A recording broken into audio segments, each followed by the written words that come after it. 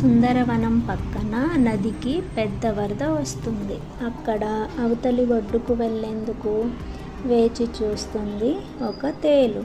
అప్పుడే తాబేలు నదిలోకి వెళ్ళబోతుంది. అది చూసిన తేలు, తాబేలు మామ, మా వాళ్ళంతా అవతలి ఒడ్డున ఉన్నారు.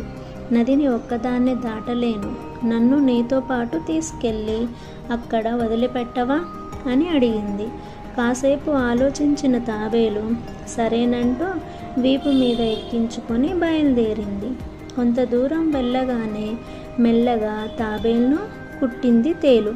అది ఏమీ అనకపోయేసరికి మళ్ళీ కుడుతూనే ఉంది. దాంతో తాబేలు, మిత్రమా, నువ్వు చేస్తుంది సరైన పని కాదు. అడిగావు కదా అని సాయం చేస్తున్నాను. అదేమి పట్టనట్టు కుడుతున్నావేంటి అంది. నీకు ఎంత శక్తి ఉందో చూద్దామని కుట్టాను. ఎన్నిసార్లు కుట్టినా కాస్త కూడా ఇబ్బంది లేకుండా ఉన్నావు.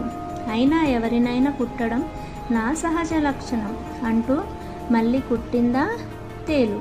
ఆ మాటలు విన్న తాబేలుకు చాలా కోపం వచ్చింది. దాంతో, అవునా, నీ అలవాటు ప్రకారం నువ్వు కుడుపుడు నీళ్ళల్లో మునిగి ఈదడం నా అలవాటు అంటూ ఒక్కసారిగా నీళ్ళ లోపలికి వెళ్ళింది తాబేలు.